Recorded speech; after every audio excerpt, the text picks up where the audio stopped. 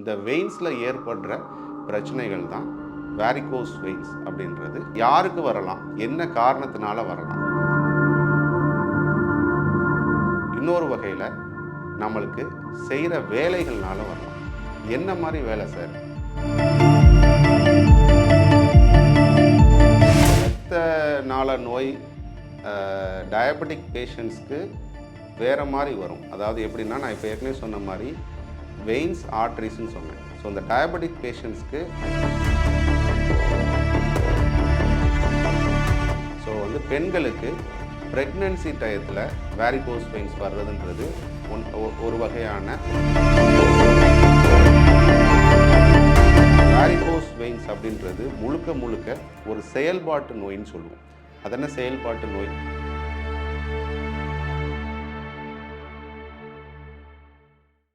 இப்போ எல்லாருக்குமே வந்து என்னென்னா, காலில் நரம்பு ஒரு மாதிரி சுருண்டிருக்கோ, இல்லைன்னா காலில் கருப்பாயிட்டே போகுதோ, இல்லை சம்மந்தமே இல்லாமல் காலில் வந்து ஊறல் எடுத்துகிட்டு இருக்கோ, இப்படிலாம் ஒரு விஷயங்கள் இருக்கலாம். அதுக்கு என்ன காரணம்னு சொல்லி நம்மளுக்கு தோணலாம். ஸோ அது வேரிகோஸ் வெயின்ஸ் அப்படின்ற நோயாக இருக்க வாய்ப்பு இருக்குது. ஸோ இன்றைக்கி நம்ம அதை பற்றி தான் பேச போகிறோம். ஸோ வேரிகோஸ் வெயின்ஸ் சம்மந்தமான எல்லா தகவல்களையும் எல்லாருக்கும் புரிகிற வகையில் நான் சொல்லலாம்னு நினைக்கிறேன். இப்போ வேரிகோஸ் வெயின்ஸ் அப்படின்னு எடுத்துக்கிட்டோம்னா, தமிழில் இரத்த நாள சுருள் நோய் அப்படின்னு எடுத்துக்கலாம்.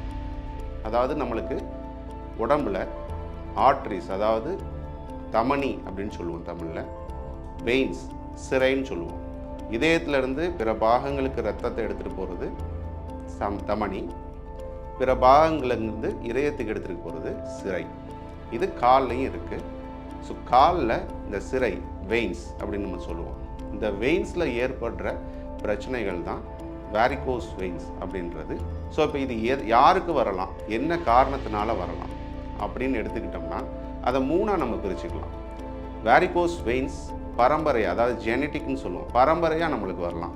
அப்படி இல்லைன்னா நம்ம செய்கிற வேலைகள்னால வரலாம். அப்படி இல்லைன்னா சம்மந்தமே இல்லாத வேற ஒரு காரணத்தோட பிரதிபலிப்பாக அது இருக்கலாம்.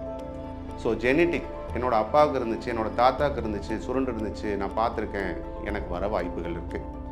எப்போ வரலாம்? எப்போனாலும் வரலாம்.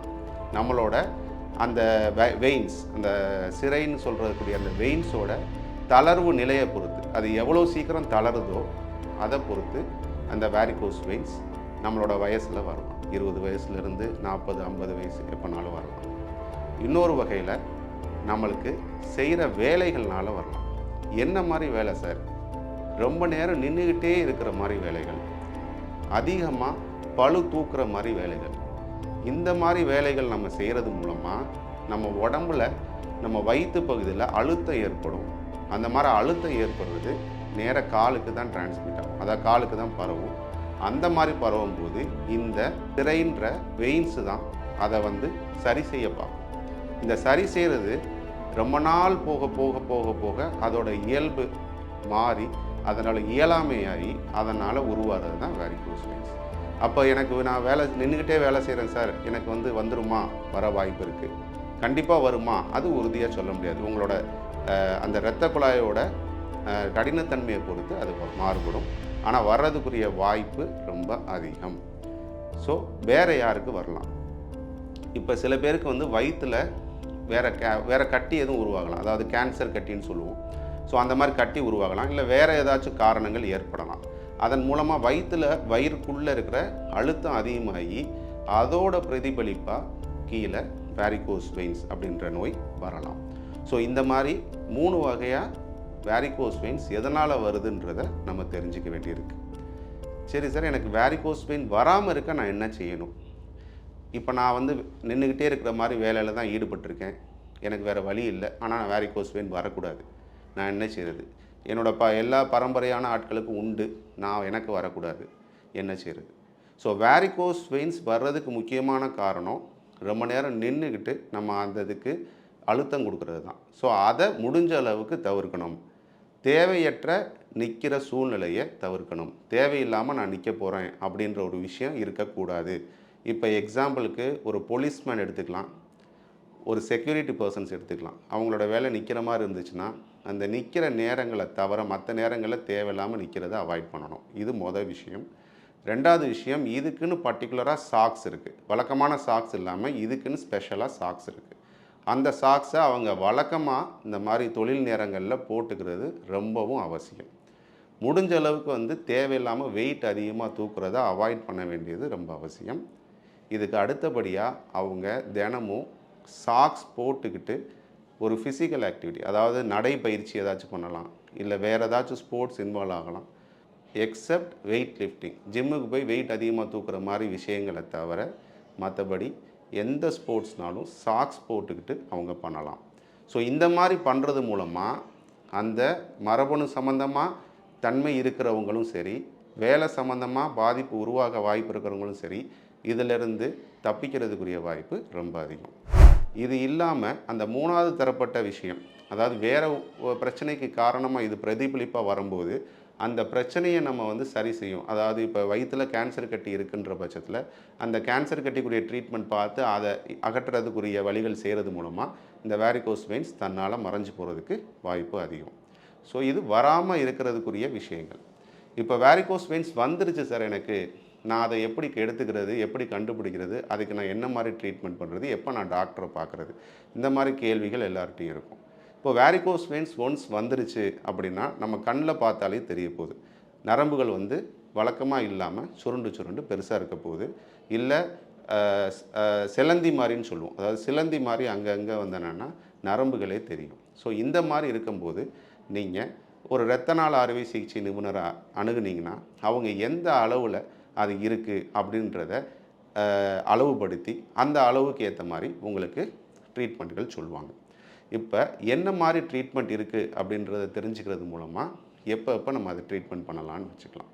ஸோ நான் முன்னாடி சொன்ன மாதிரி மருந்துகள் மற்றும் பயிற்சிகள் இதை வச்சு வேரிகோஸ் வெயின்ஸை ட்ரீட்மெண்ட் பண்ணலாம்.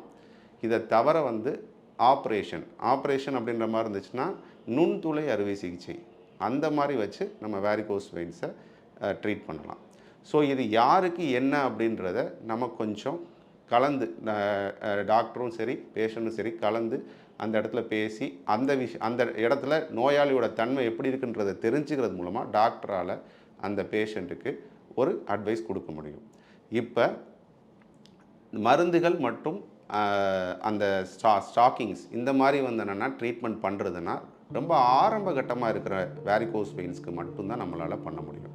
ஸோ அந்த ஆரம்ப கட்டமாக இருக்கிற வேரிகோஸ் வெயின்ஸ் நோயாளிகள் டாக்டர் அணுகிறது மூலமாக இந்த விஷயங்களை நம்ம அவங்களுக்கு சொல்லி அவங்களுக்கு ட்ரீட்மெண்ட் கொடுத்து பண்ணலாம். இதே இது அடுத்த கட்டமாக இருக்கிற அட்வான்ஸ்னு சொல்லுவோம், கொஞ்சம் வந்து என்னென்னா அதிகமான வேரிகோஸ் வெயின்ஸ். எப்படி சார் நாங்கள் அதை எப்படி வித்தியாசப்படுத்துறது?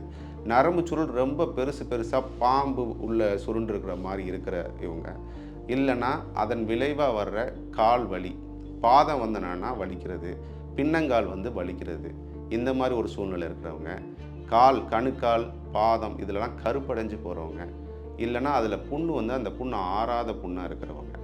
ஸோ இவங்க எல்லாமே வந்து அட்வான்ஸ் ஸ்டேஜஸ்ன்னு சொல்லுவோம். இந்த மாதிரி ஸ்டேஜஸில் இருக்கிறவங்களுக்கு கண்டிப்பாக ட்ரீட்மெண்ட் நம்ம வந்து இந்த நுண்துளை அறுவை சிகிச்சைக்குரிய தேவை ரொம்ப அதிகமாக இருக்குது.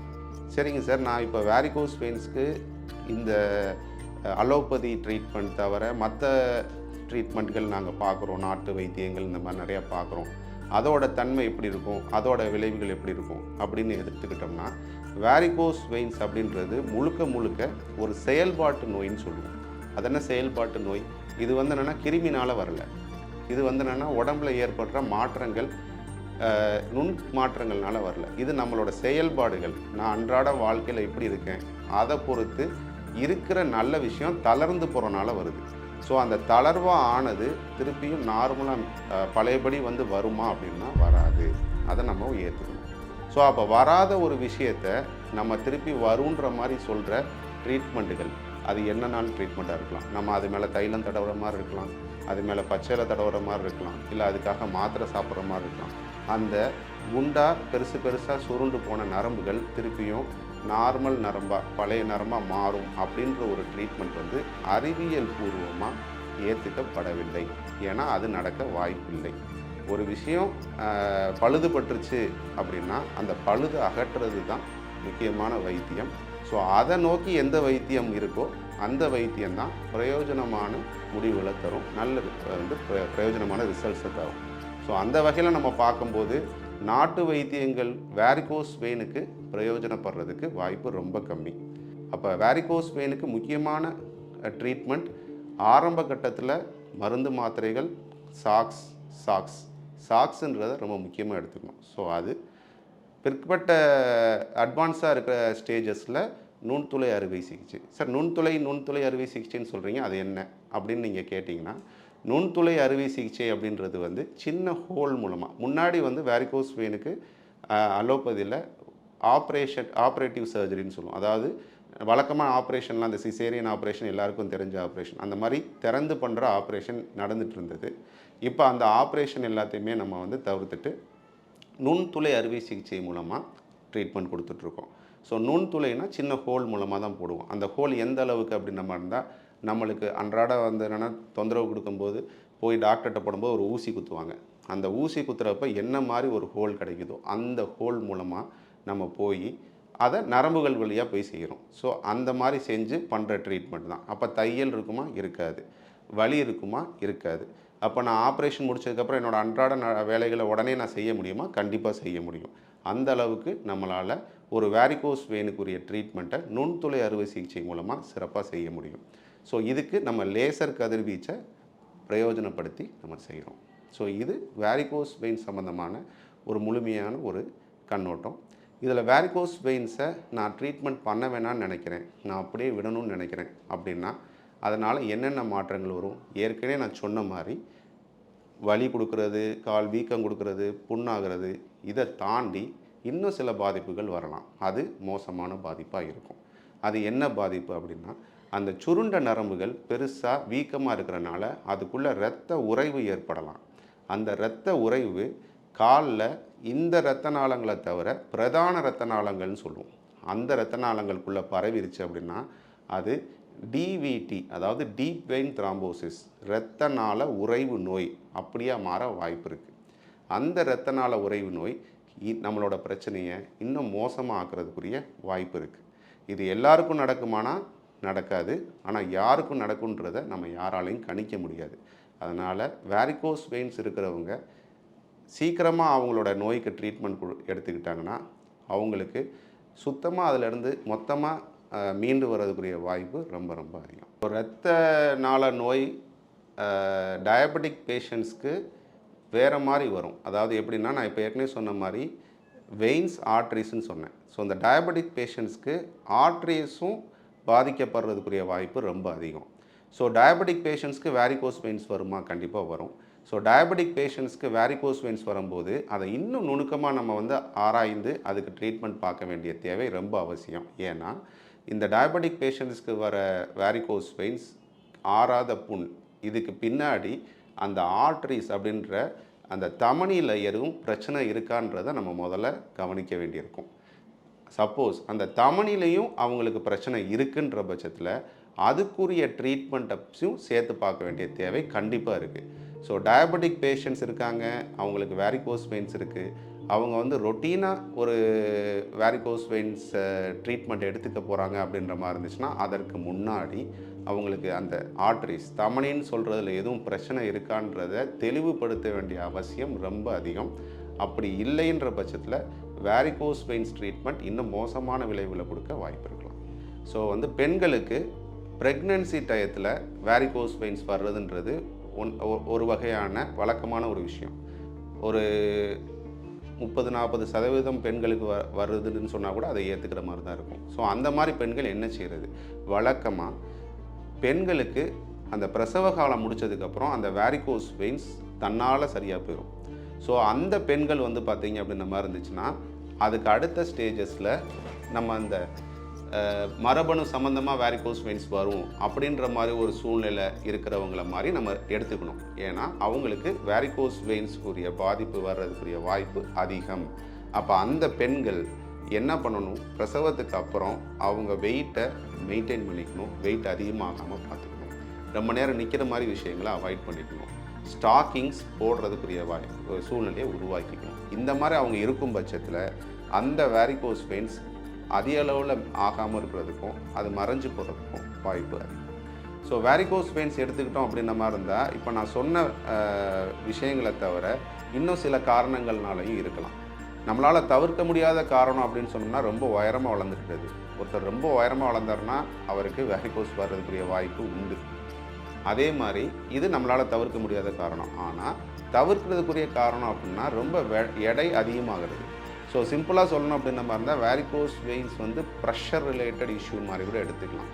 மேல் உடம்பில் ஏற்படுற அழுத்தம் ப்ரெஷர் கீழ் உடம்பில் வர்ற பாதிப்பை எடுத்துக்கலாம். அப்போ வெயிட் அதிகமாக இருக்கும்போது மேல் உடம்பில் வந்து நம்மளுக்கு ப்ரெஷர் கீழ் உடம்புக்கு தள்ளப்படுது. அதனால் அவங்களுக்கு நாள்பட்டு வேரிகோஸ் வெயின்ஸ் வர வாய்ப்பு இருக்குது. அதனால தான் நான் இப்போ முன்னாடியே சொன்ன மாதிரி ஃபிசிக்கல் ஆக்டிவிட்டி, வெயிட் மெயின்டெனன்ஸ், பாடி வந்து என்னென்னா வெயிட் அதிகமாகாமல் பார்த்துக்க வேண்டியது ரொம்ப அவசியம்.